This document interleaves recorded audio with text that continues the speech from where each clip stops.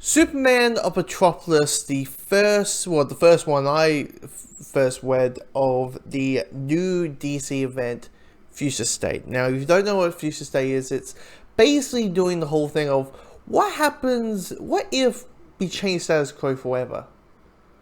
What does the DC universe look like in 20 years?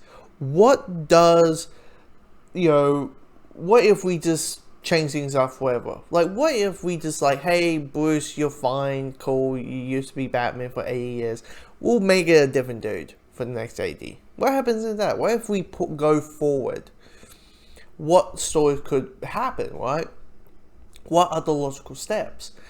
And it's a real interesting thing, and it's only going to be, and there's a lot of titles and a lot of issues and a lot of stuff. I'm planning to cover all of it. If you just look at the list, you're like, geez, there's a lot. But I'm being dedicated towards it. And the first one I read is the Superman one. One of the Superman ones, and this is the Jonathan Kent one. Which is Superman of Metropolis, and it's about 40. I think I haven't checked the page count, but it's like 48 pages or something, and it attains 3 stories. One is the main story, which is Superman of Metropolis. Then we have one dealing with Mr. Miracle, and the other one dealing with Guardian. And I will say this, the main story itself had some interesting things. It's about, Jonathan's now the new Superman. Him filling up his dad's shoes.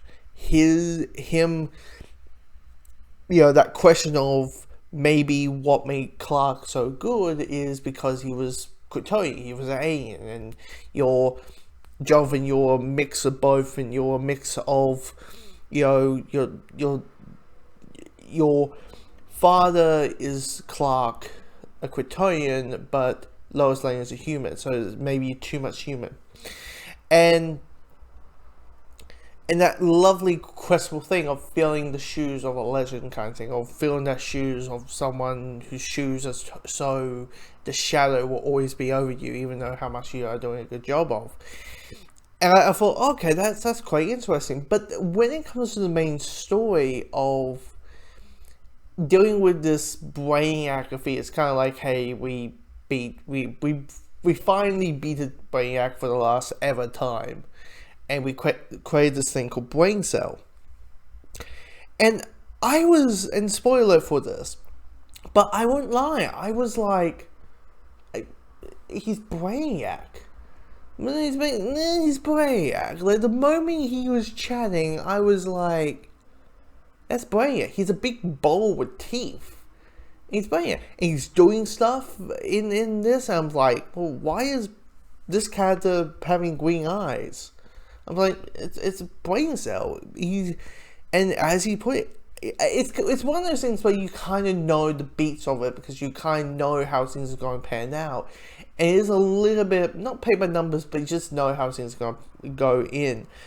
But there's an event that happens in the main story with Jonathan that is really interesting and very interesting of what the other 2 stories are. Now, I will say the weakest one is the Mr. Miracle one, just because it's just a massive action sequence.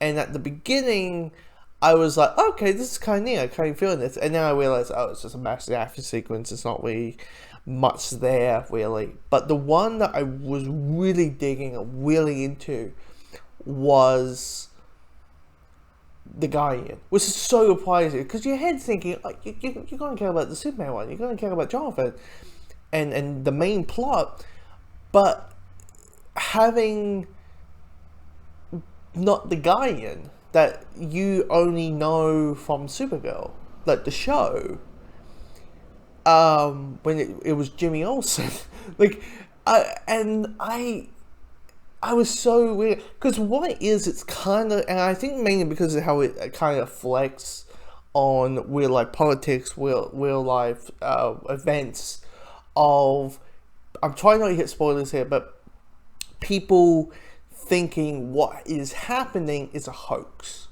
and it's all because of Superman. and we're having a point in this in 20 years, so in 24, let's say 2040, people are questioning the idea of superheroes, and people questioning the idea of like, yeah, you swooped around, saved the day, but when you're gone, it's the same fucking problems over and over again. You don't really save anyone. You save someone at a moment, but you don't save their life. You don't save, essentially, the day. You don't really do it.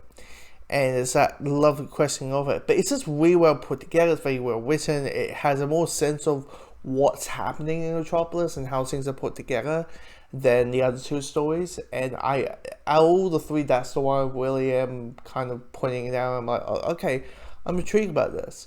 But, and you never know. You never know. The super, the Jonathan, I was going to say Jonathan, knowing next week there's a Clark one. So the Jonathan story, I'm like, it might go pretty well.